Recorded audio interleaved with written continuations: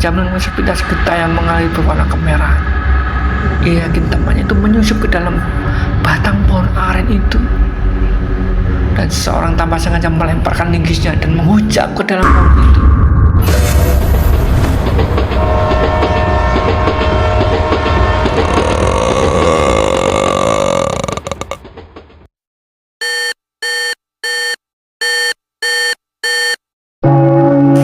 Assalamualaikum guys, selamat datang di Condrokolo. Channel yang khusus membahas kisah-kisah sekitar misteri. Kali ini dengan judul Tubuh dalam Pohon Aren.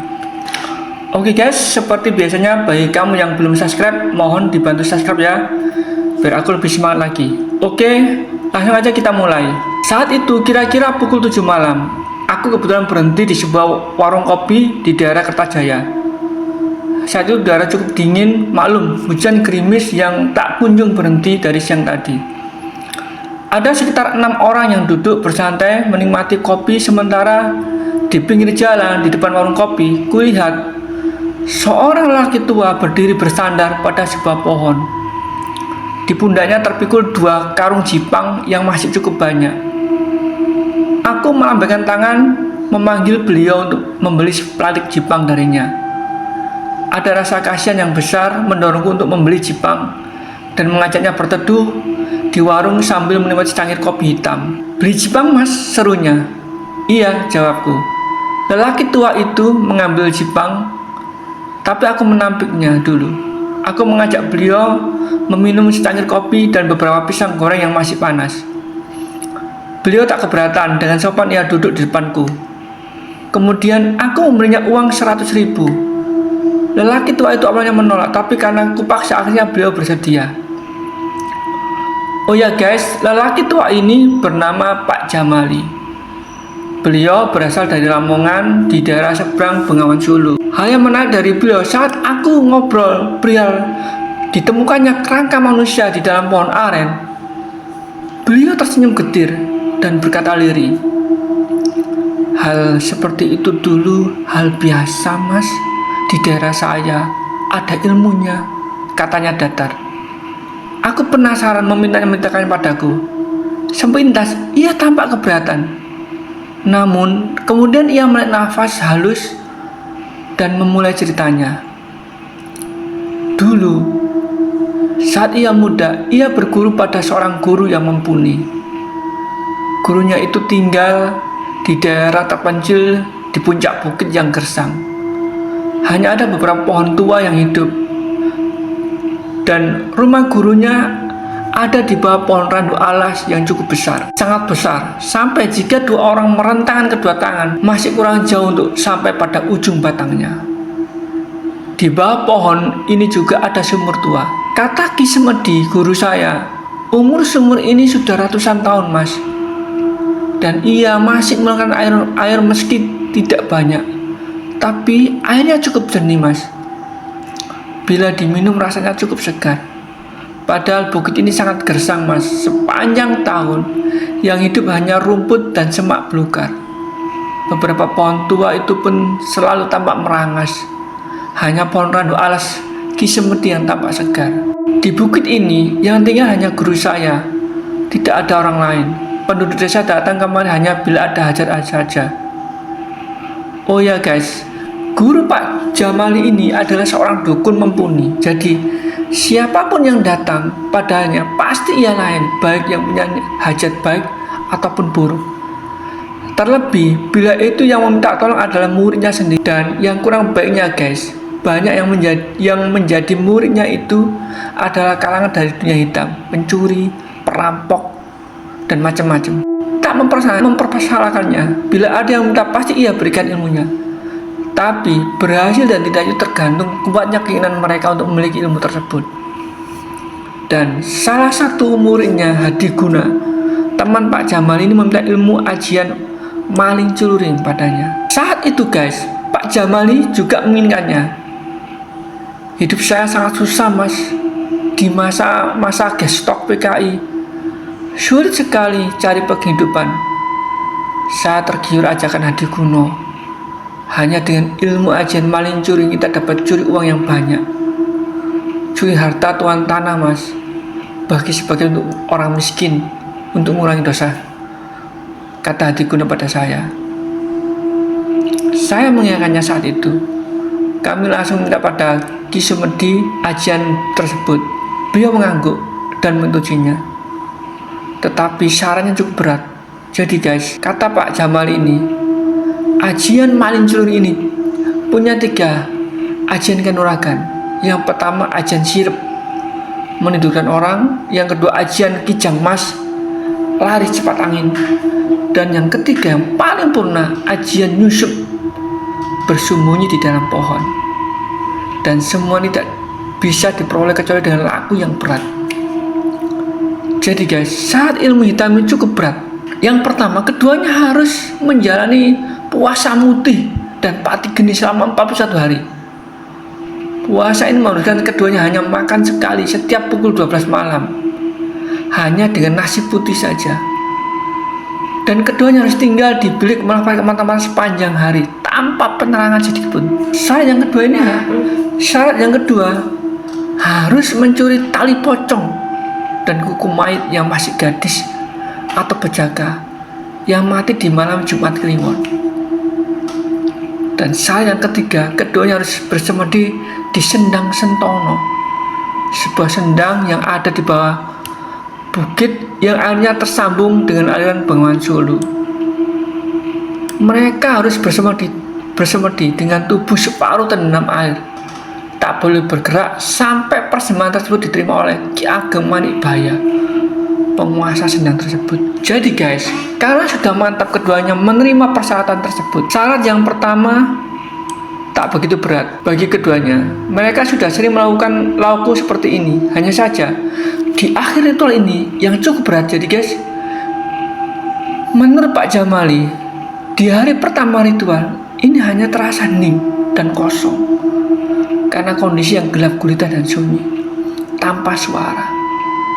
Tapi menginjak hari-hari berikutnya, godaan semakin santer.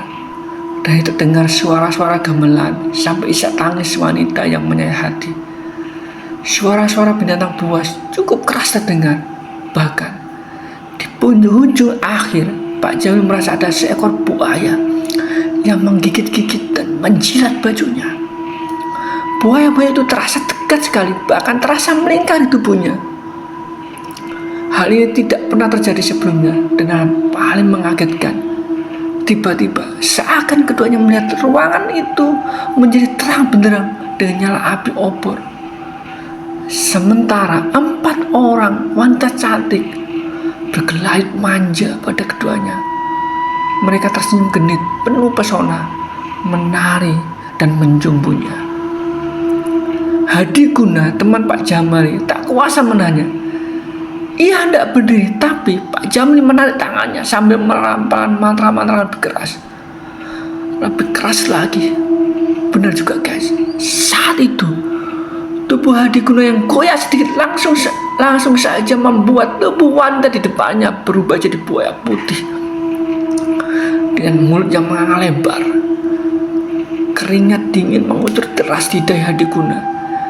Ia langsung menarik nafas dan kembali melafazkan mantra-mantra sampai fajar hendak menyingsing. Suara gamelan lenyap dan para wanita pun pergi. Hanya suara ombak Sungai Bengawan Solo yang terdengar riuh di telinga keduanya, sampai lenyap begitu saja kembali pada keheningan yang sunyi dan senyap. Ki Sumedi membuka pintu kamar tersebut dan berseru pada keduanya. Keduanya lulus ujian pertama. Selanjutnya keduanya disuruh melaksanakan syarat kedua sampai sedar mungkin. 1 orang 1 korban. Batasnya hingga akhir bulan purnama di bulan Suro. Jadi guys, menurut Pak Jamali, tugas kedua ini cukup berat. Mereka harus segera mendapat tali pocong dari orang yang meninggal di malam Jumat Kliwon dan masih berjaga. Keduanya sampai berjalan menyisir semua pedukuhan untuk mendapatkan korbannya. Sampai pada kesempatan pertama di sebuah desa di Babat Lamongan, mereka melakukan kurban pertama untuk Hadi Guna, seorang laki muda yang meninggal tepat di malam Jumat Kliwon. Jadi guys, Dengan mengendap-endap, keduanya berjalan masuk ke pemakaman desa. Tepat pukul 1 malam, keduanya melaksanakan aksinya. Awalnya guys, kata Pak Jamali, cukup mengerikan. Baru cangkul diayunkan di tanah kuburan, sudah terdengar suara-suara cerita dan desahan yang menyeramkan. Saat Pak Jamali menongak ke atas, ia melihat begitu banyak barang-barang halus dari kuntilanak hingga pocong bergelantungan di pohon. Melihat berkau kami, mereka menatap dengan mata yang melotot dan gigi yang gemeretak, serta tawa yang melengking. Sementara di belakang kami, 2 orang sosok bayang tinggi besar bergerak mendekat. Pak Jamali saat itu cukup ketakutan dengan aura malu-malu halus di sekitarnya, hingga ia mencengkam pundak Hadiguna yang tengah menyangkut. Hadiguna berhenti, kemudian seketika ia menarik pusaka dan Ki Semedi, keris Kiai Barong. Makhluk itu langsung menjerit dan pergi semua. Kini hanya terdengar suara burung gagak dan anjing liar yang melolong. Sementara makhluk-makhluk halus yang tadi tak berani mendekat, mereka hanya berdiri meringkuk di rimbun pohon bambu. Pukul 2:30, pekerjaan pencurian tali pocong dan kuku maju sudah usai. Pak Jamali dan Hadiguna sudah kembali merapikan tanah pemakaman. Jadi orang-orang desa tak akan tahu perilaku bejat mereka. Sampai 2 minggu kemudian, Pak Jamali mendapat informasi tentang wafatnya wanita muda di malam Jumat Kliwon, yang kebetulan guys terletak di dekat desanya. Ia langsung menghubungi Hadiguna. Hadiguna mengiyakannya kembali saat malam harinya, tepat pukul 1 malam. Mereka mulai aksinya. Kali ini keris Kiai Barong dibawa oleh Jamali, disimpan di pinggangnya. Jadi para dedemit tak ada yang berani mendekat. Tapi guys, yang amat miris, di luar dugaan Pak Jamali, saat membuka tali pocong dan membuka bagian kain kafan untuk memotong kuku mayit, Hadiguna tersentak kaget dengan kecantikan gadis muda yang mati itu.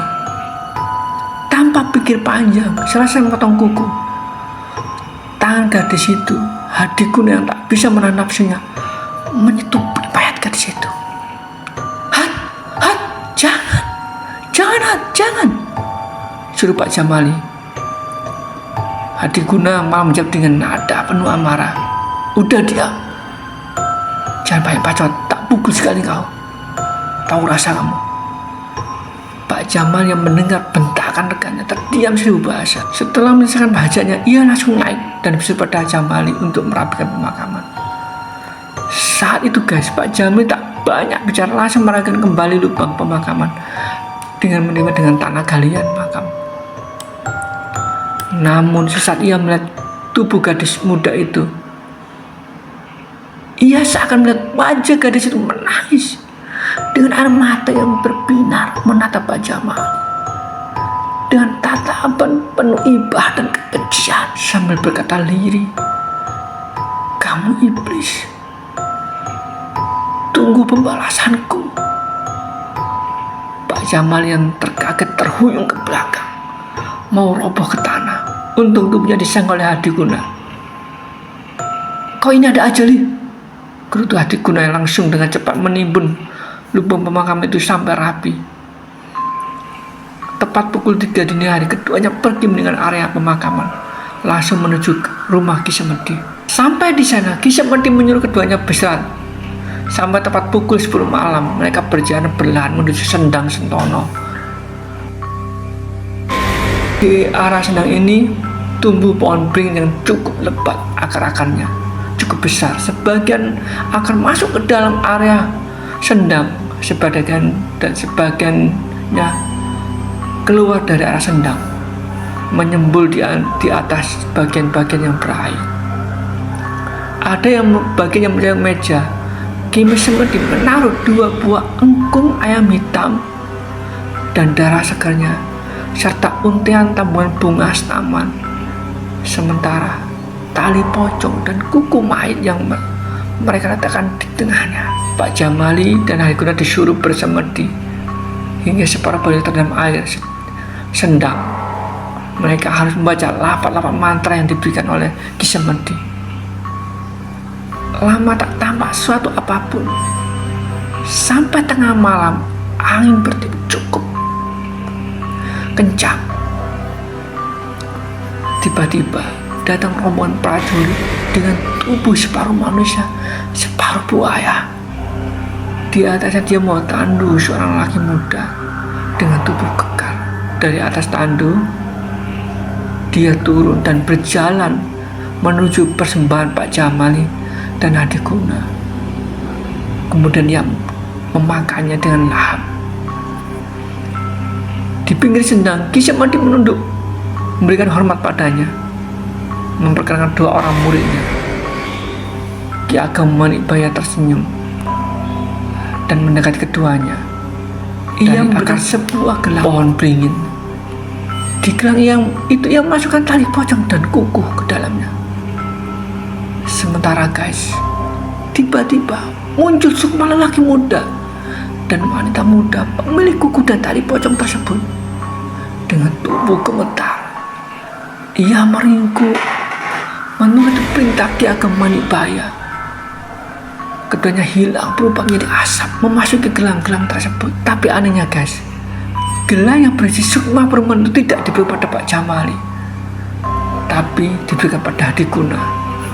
Sambil berkata lirih, "Ini tautan takdirmu, Yole," serunya. Pak Jamali sempat merinding mendengar kata-kata Ki Ageng Manikbaya. Sesaat ia menerima gelang itu, tubuhnya terasa cukup panas. Tapi ia terus menanya, tak berani bergerak sedikit pun. Hingga Ki Ageng Manikbaya dan pasukannya pergi. Baru keduanya bergerak dan berjalan menuju Ki Semedi.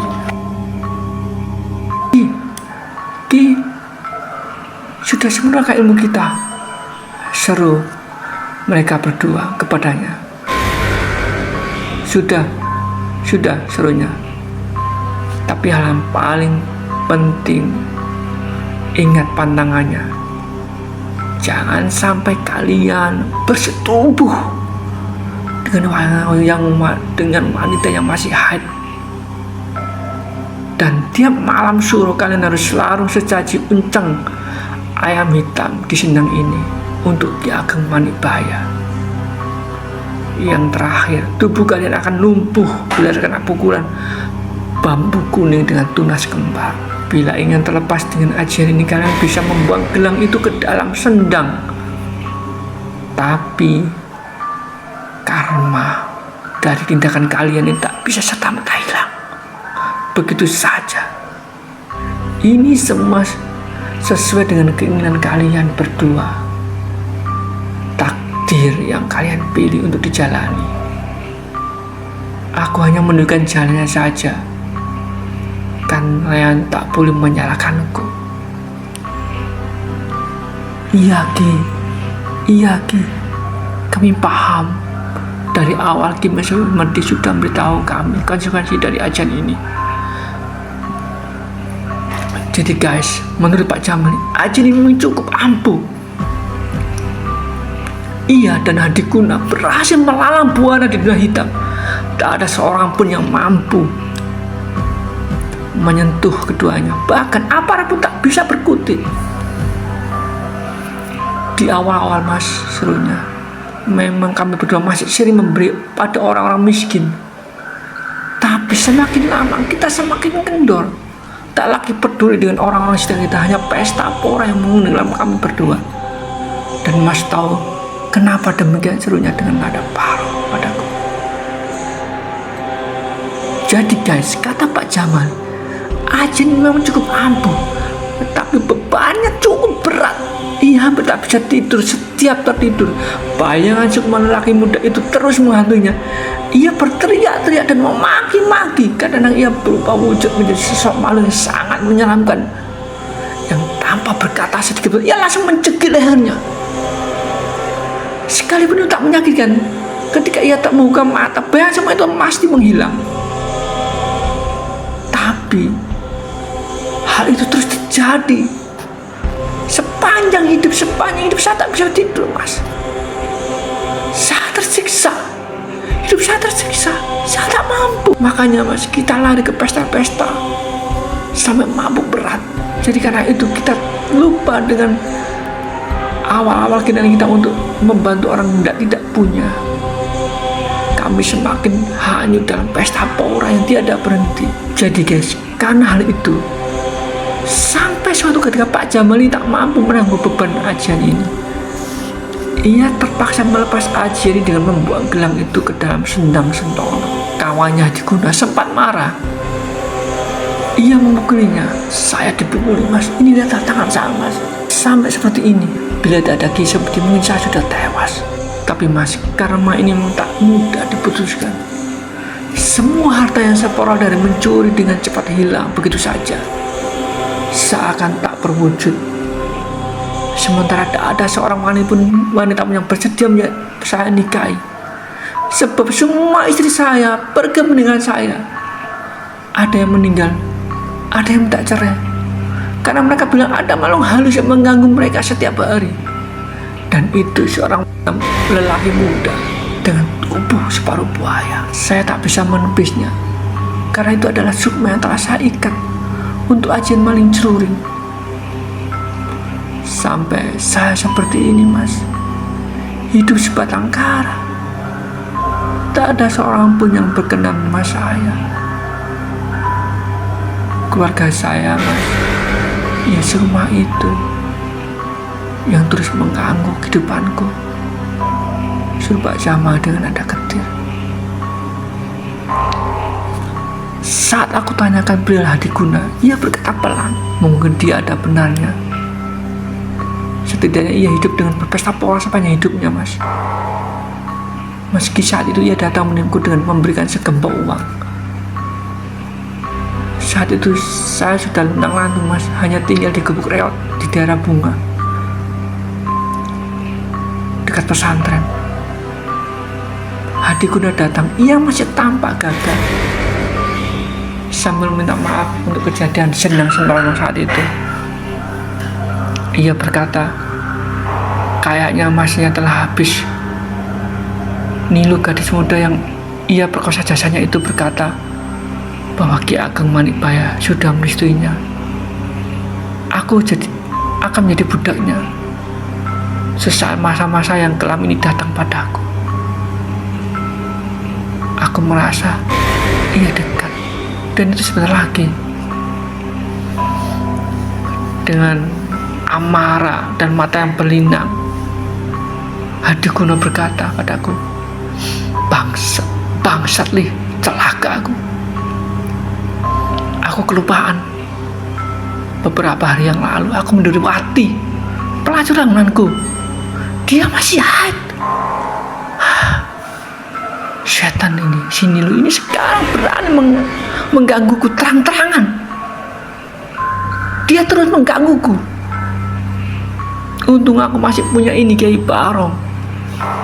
Dia tidak mampus aku. Terus ajian gimana, Hat? Masih bisa aku gunakan? Kau gunakan? Masih, Li. Masih bisa aku gunakan. Li, kamu tak kasih ini ya, pisang lanang. Kamu tanam di depan rumahmu ini ya. Lah ia mati kekeringan, berarti aku mati juga. Cari jasadku, Li. Lah kamu ketemu, nggak bisa diambil lagi, ambilin keris barong ini, buang di Sendang Sentono, biar ia menemaniku kelak di istana Ki Ageng Manikbaya. Aku berjanji padamu, Hadiguna. Jadi guys, beberapa bulan kemudian benar juga, pisang lanang pemberian Hadiguna itu mati mengering. Pak Jamali bermimpi sahabatnya itu minta mencarinya di daerah pemakaman Cina di Buk Bunder dekat Banyurip, Surabaya. Saya itu tahun 80-an, Mas. Daerah itu masih ada sawah dan banyak pohon-pohon besarnya. Saya mencari seharian tidak ketemu. Sementara di situ masih ada beberapa warga yang tengah mencari pencuri yang melarikan diri. Sudah 3 hari dikepung tak berhasil ditemukan. Saat itu saya juga lagi sedang mencari dia, Mas. Tapi saya yakin ia ada sekitar situ. Mungkin kita terluka parah, tapi di pohon mana ia bersembunyi. Orang-orang kampung tak mungkin tahu ajan maling celuring. Jadi saya menunggu sampai sepi untuk menelisik daerah sekitar situ. Saya pasti dapat melihat petunjuknya. Jadi guys, saat petang menjelang juluk maghrib, Pak Jamal ini menyusuri Ida kembali area kebun di sekitaran Buk Bunder. Dan akhirnya ia berhenti di depan sebuah pohon oren. Sebuah linggis tampak menembus tengah batang. Dan seperti ia tak bisa ditarik keluar. Pak Jamal melihat sepintas getah yang mengalir berwarna kemerahan. Ia yakin temannya itu menyusup ke dalam batang pohon aren itu. Dan seorang tanpa sengaja melemparkan linggisnya dan menghujam ke dalam pohon itu. Tak tahu bahwa ia telah melukai seorang lelaki yang menyusup di dalamnya. Lukanya sangat parah, mas, hingga tak mampu keluar dari sana. Dengan mata batin, saya melihat ia banyak panggilan dan berkata pasrah. Biarkan aku mati, Li. Biarkan aku mati, Li. Ini karmaku, teriaknya. Sementara keris Kiai Barung ia berikan pada saya untuk dilarung di Sendang Sentono. Tapi mas, yang membuat saya miris sesaat keris pusaka itu saya terima tiba-tiba bahwa ini terasa menusuk tulang. Dan angin bertiup keras. Tiba-tiba bayangan sesosok wanita berambut panjang dan kuku tajam tampak berdiri di depan pohon aren. Ia menoleh ke arah saya. Nilu, gadis muda yang mainnya dinodai oleh Hadikuna. Dengan sadis menajam kukunya yang tajam menembus batang pohon aren. Hadikuna menjerit menyayat hati.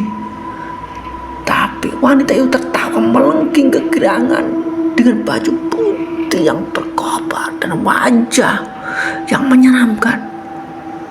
Lidahnya memanjang, menjerat getah yang bercampur darah yang menyembur dari potong pohon aren.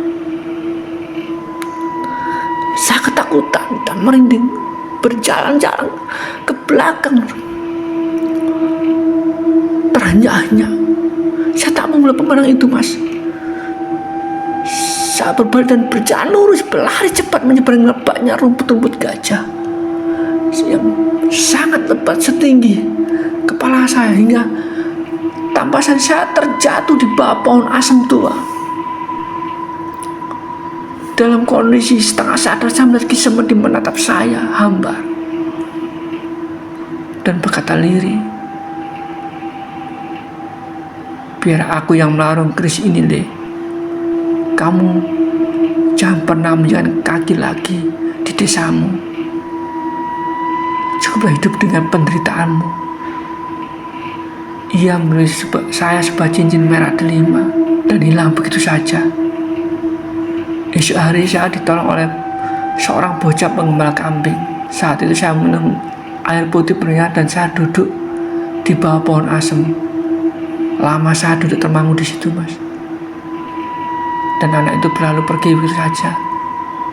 Tanpa sadari ternyata di bawah pohon asem itu ada sebuah nisan tua. Tak sengaja saya pegang nisan tersebut dan alangkah kagetnya, mas. Saya benar-benar kaget, mas. Dan saat saya baca nisan itu bertuliskan nama Desa Made. Sekian guys cerita dari aku. Semoga kalian suka. Tetap berpikir positif dan jangan lupa berdoa. Ingat, di dunia ini kita tidak hidup sendiri. Ada yang melihat kita di alam kegelapan. Hati-hati dengan perilakumu. Wassalamualaikum warahmatullahi wabarakatuh. Sukses selalu.